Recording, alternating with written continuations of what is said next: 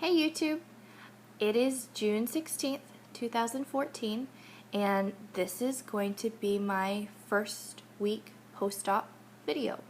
I know I sound nasally. I always get a head cold anytime I travel. I don't know if it's that recycled airplane air, so I know I sound a little funny, but anyways. And I also know that today is technically a day short of my real week, first week post-op, but I'm going to start doing videos on Saturday. It just works better with my schedule with work and that kind of thing, and that way it allows me to be consistent and faithful, because it's going to be something that I need to do this for me. For those of you who watch, thank you, and I hope that this is beneficial, and for those of you who are maybe considering doing gastric bypass, I hope that this is just a good resource for you. Okay, so why don't we get to the numbers, because we all know that that's what we're really excited about. So, oh, and first though, I'm not going to tell you guys my starting weight or my current weight. I am not ready to share that with everybody. My family knows, my husband knows, and right now that's all that I want to know. It's just something I need to work through on my own. I need to deal with some issues of, just feeling bad that I allowed my body to get to this size and to get to this point where it's so unhealthy, that I just kind of need to deal with that first, and then I will tell you guys eventually. And I'm not thinking it's going to be after I've lost 100 pounds. I think I'm going to deal with this.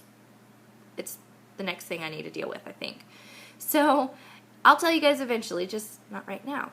So the numbers. I lost 11 pounds on my liquid pre-op diet. So they, from the day I started my liquid pre-op diet to the day of surgery when they weighed me, I lost 11 pounds, and I am happy about those 11 pounds. Now, since the operation on last Tuesday to today, I have lost another 7.2.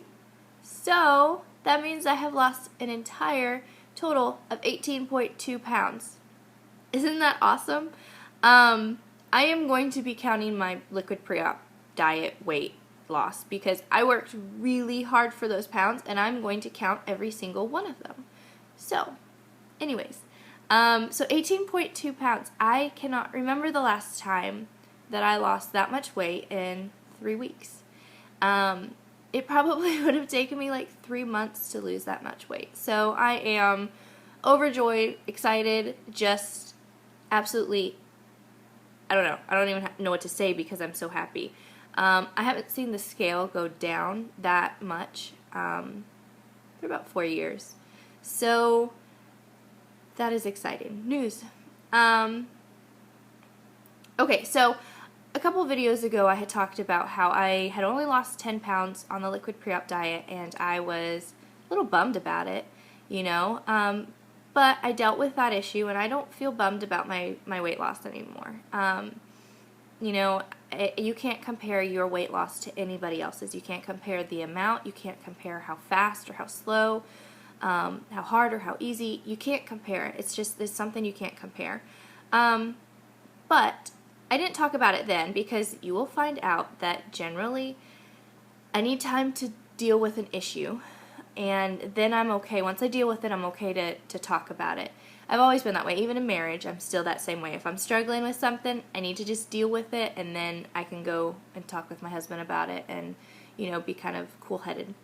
So during that time where I was a little upset with my liquid diet weight loss, I also felt like my body was somehow broken. Like, it just didn't work like everybody else's. And what I mean by that is I was on clear liquids, protein shakes and clear liquids for 2 weeks. And when you would compare, or if you would compare, the amount of calories that I was taking in during that liquid pre-op diet phase, and if you just took one of the weeks of me eating normal food, the amount of calories is so substantially different that you would honestly think that you would just be dropping weight like crazy.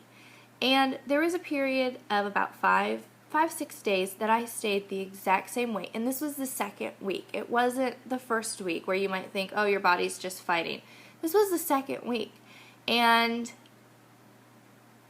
I felt like my body just didn't work, you know? And there was a period of time where I didn't doubt the surgery. I know this was the right thing for me, but I felt like, man, what if I can't lose the weight even with the surgery? What if my body is that messed up, you know, that just out of whack, that even with the surgery, I'm not going to be able to lose this weight? So that was a fear I had, and I don't know if any of you guys had that fear going into the surgery, or if you guys are about to have the surgery. Just realize that I don't know why I sat at the same weight for that long. The weight did come off, but I don't know. I just had this fear, and we all have this little evil voice that tells us we're not going to be able to do it. And so just the fact that I have lost that much weight already is just kind of a little bit of a reassurance that I'm going to do this and it's going to be okay. Okay, so I am starting my full liquid stage, and this will go for the second and the third week, so 2 weeks of full liquids. I've been adding them in slowly. Actually, I started drinking milk, watered down milk. I'm sorry, my nose is running. I started drinking watered down milk in the airport. I felt really, really weak, and that really helped to kind of give me that energy that I needed to make it through the airport stage of my trip.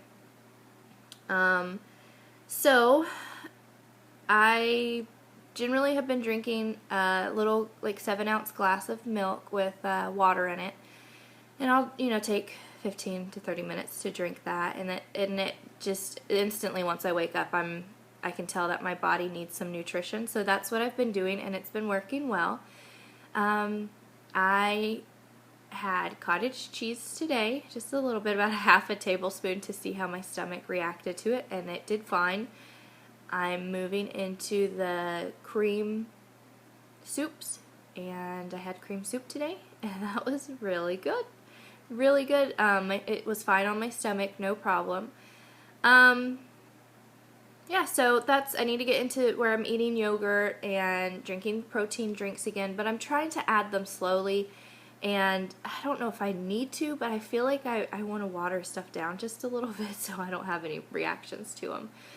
So that's going to be my thing for the next 2 weeks, is just to get away from adding water to my meals. Okay, so I want to talk to you guys about dumping syndrome, because apparently mine is like extremely sensitive. I drank a carnation drink today, and I watered it down, and I did like half of the drink and half water.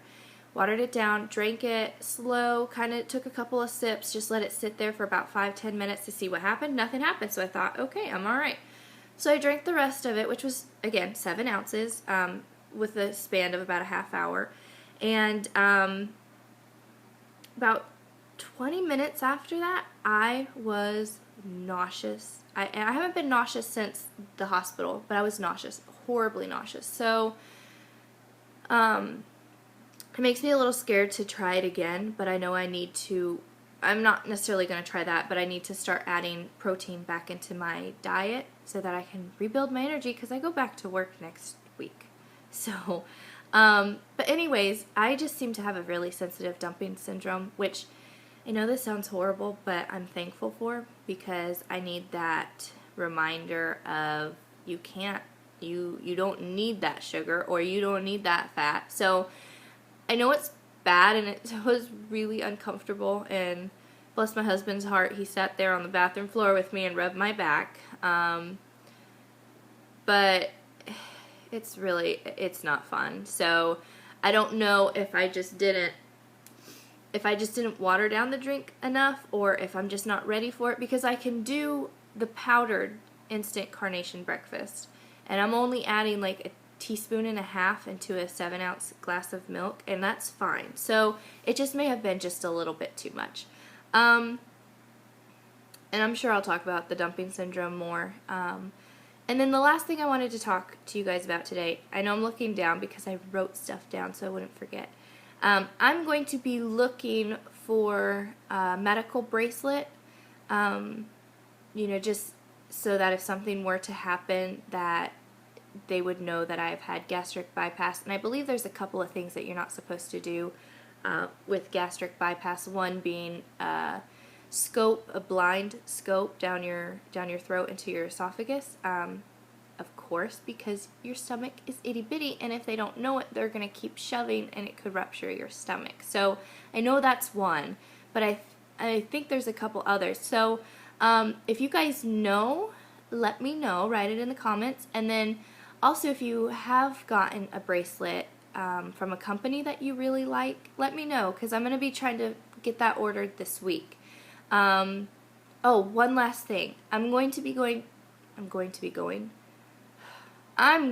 to see my primary care doctor here in the United States tomorrow and try to get set up with a dietitian just for a couple of visits to kind of make sure that I'm eating the absolute best choice of the foods depending on the stage. So I want to try to see a dietitian maybe once in the next couple of weeks to do the full liquid one, and then again when I get to the pureed stage, and then maybe one more visit when I get to eating real food, just to make sure that I'm choosing the best option, because you got to be careful on what you eat now. So okay, so that I'm gonna see if I can get my script for my blood work through about 3 months down the road, because I want to make sure my vitamins and minerals and levels are all okay, and then also to see if I can find a counselor to start dealing with just some of the emotions that come from the surgery, deal with some of the bad habits and the relationship problems I had with food, or still do have, really. And so that's kind of my plan for this week. Alright, I will talk with you guys on Saturday for my second week pre-op or post-op video. Bye.